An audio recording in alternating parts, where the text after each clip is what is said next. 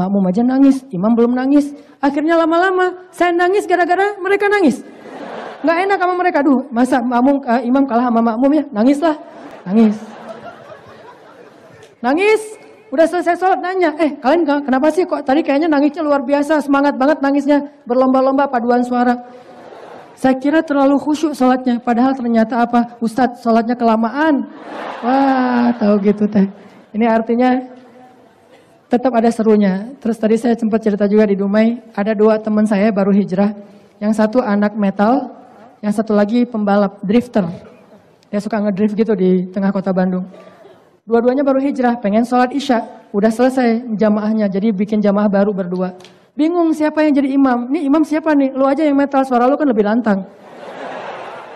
Jadi suaranya lagu-lagu lantang. Enggak dah, gue kalau nyanyi mungkin bisa lantang, tapi kalau ngaji agak-agak fales gitu kata dia. Lu aja, lu kan udah biasa dengan hal yang memancing adrenalin, ngedrift segala macam. Enggak, gue segan sama Allah gitu. Akhirnya karena nggak ada yang mau jadi imam, mereka menentukan imamnya caranya gimana? Ini lucunya nih, sweet. Siapa yang kalah jadi imam. Jadi tetap ada hal-hal yang lucu, yang seru, yang asik tanpa harus menjauh dari Allah. Dan Allah itu maha indah dan mencintai keindahan. Allah itu maha baik, mencintai kebaikan. Allah itu maha penyayang, mencintai kasih sayang. Dan Allah juga kadang-kadang Nabi aja ngegodain umatnya ya, kadang-kadang ya, ngegodain gimana. Ada nenek-nenek datang ke Nabi, Rasul kan tahu siapa-siapa aja yang masuk ke dalam surga. Kira-kira saya masuk surga enggak Rasul?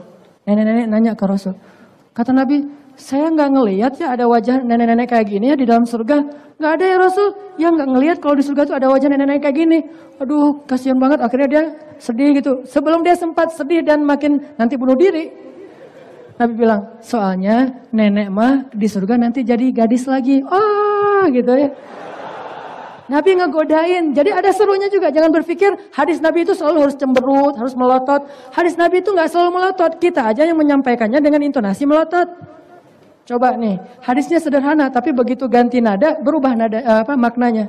Kata Nabi kepada Ibnu Abbas lagi boncengan motor berdua, mereknya keledai.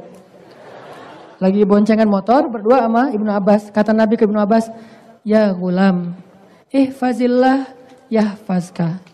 Ihfazillah tajidhu tujahak. Nabi ngomongnya pelan. Begitu sampai di kita sebagai penceramah, ya gulam, ihfazillah yahfazka. Berubah kan nadanya kan ya. Ternyata kita juga belajar gimana intonasi hadis Nabi, hadis musalsal yang Nabi ketika membaca hadis itu nangis, Nabi membaca hadis itu tersenyum. Nabi itu habis berdoa kadang-kadang tersenyum sambil ngelihat ke langit. Ngapain? Bercanda sama Allah. Terutama doa safar. Doa meminta ampun, zalamtu nafsi faghfirli fama yaghfirudz dzunuba illa anta dan seterusnya. Terus Nabi tersenyum. Ali nanya, "Ya Rasulullah, kenapa engkau tersenyum?" Kata Nabi, "Saya tersenyum karena Allah tersenyum." Allah juga tersenyum sama hambanya. Begitu hambanya minta ampun, ya Allah ampuni saya. Tuh lihat tuh hamba saya ampunin deh. Besok dosa lagi. Kata malaikat, Allah gimana tuh yang tadi minta ampun tapi udah bikin dosa. Ntar tunggu dulu, mudah-mudahan dia nanti malam bertobat. Allah membuka pintu taubatnya di malam hari untuk orang yang berbuat dosa di siang hari. Allah buka pintu taubatnya di siang hari untuk orang yang berbuat dosa di malam hari. Ntar. Saking serunya Allah, asiknya Allah tuh nggak gengsian kayak kita. Gua malas datang biar dia aja datang ke gua. Enggak, Allah yang datangin kita. Sepertiga malam, setiap malam Allah datang kepada kita. Ya ibadi, hal min taib, hal min dzihajah, hal min mustaghfir. Allah yang datang kepada kita. Emang Allah gengsian? Enggak sama sekali. Kalau kita kan gengsian orangnya, ditolak sekali enggak akan datang lagi nih. Kalau Allah ditolak berkali-kali, Allah datang, hal min taib, masih tidur. Hal min mustaghfir, ada yang mau minta ampun, saya ampuni nih dosanya, masih tidur. Kita berkali-kali cuekin Allah, Allah datang lagi. Kurang baik apa Allah sama kita coba? Ada nggak manusia kayak gitu sama kita? Dia datang, kita datang dicuekin, terus kita mau datang lagi nggak? Atau sebaliknya, dia datang, kita mungkin pas lagi ada masalah, terus jadi kurang ngerespon, dia putus asa gitu. Dia ngambek, Allah nggak kayak gitu. Sampai kita udah bikin dosa banyak, Allah masih manggil kita, Qul ya ibadiyalladzina asrafu ala anfusihim Allah masih manggil kita, ya ibadi, wahai hambaku. Ya ibadi itu panggilan lembut dari Allah kepada makhluk. Kayak Allah manggil, subhanalladzi asra bi'abdihi. Bukan bi Muhammadin, tapi bi abdihi, hamba. Zikru rahmati rabbika abadahu Zakaria. Hamba dipanggil sama Allah. Padahal kita banyak dosa nih. Dosa zina iya, minum iya, dikit-dikit kita ngelem, nyekek botol. Dalam keadaan nyekek botol nih, dalam keadaan nggak jelas ngomongnya, aku lihat di sini banyak bidadari segala macam ya. Allah manggil, qul ya ibadiyalladzina asrafu ala anfusihim. Allah bahasanya lembut. Wahai hamba-hambaku, bukan yang berdosa, bukan yang hina, bukan yang bermaksiat, yang banyak melampaui batas. Coba lihat bahasa lembutnya Allah. Allah tuh kalau ngomong sama kita tuh kayak orang nggak enakan gitu, jangan sampai tersinggung. Nah kita kalau ngomong sama Allah, nggak mikirin perasaan Allah. Allah maunya apa sih? Gitu. Kalau Allah, hambaku yang melampaui batas, dipilih kata-katanya tuh. Bayangin ya, baiknya Allah. Kalau Allah perintahkan kita satu perintah di dalam Al-Quran, Allah tuh kayak seolah-olah nggak enak ngasih perintah itu. Tapi harus dikasih supaya kita dapat kebaikan. Contoh. Ya ayyuhalladzina amanu, kutiba alaikumusiyam. Allah wajibkan puasa. Wahai hamba-hambaku yang beriman, wahai orang-orang yang beriman, diwajibkan bagi kalian puasa. Udah selesai segitu? Enggak. Seolah-olah Allah enggak enak ngomongin wajib bagi kita berpuasa, sehingga Allah katakan, kama kutiba alal ladzina min qablikum, sebagaimana yang telah diwajibkan kepada orang sebelum kalian. Ngerti enggak nih filosofinya nih? Makanya salah satu buku tafsir Al-Quran, bukan tafsir sih, renungan Al-Quran yang saya suka banget itu Fi Dhilal Al-Quran, dengan perasaan. Mengambil sisi-sisi perasaannya Al-Quran. Allah itu ketika bilang sebagaimana telah diwajibkan kepada orang sebelum kalian, itu kayak kita ngomong ke teman kita, ada yang tolong angkat meja ya?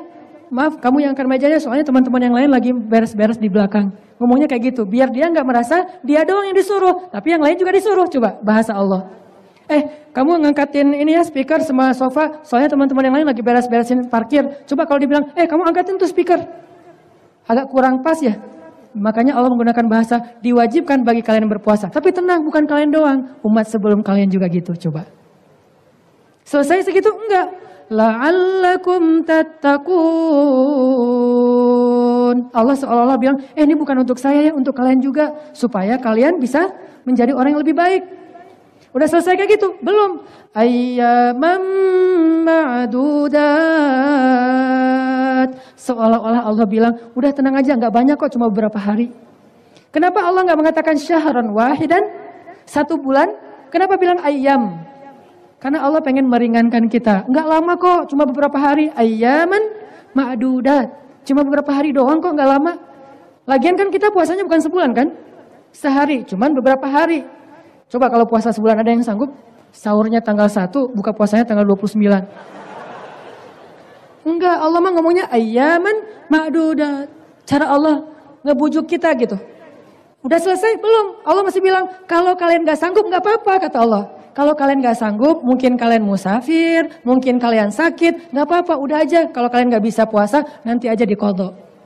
Kalau kalian gak bisa qadha, gak apa-apa juga. Nanti kalian bayar fidyah. Walaupun berpuasa lebih baik kalau kalian mengerti. Coba lihat keringanan dari Allah.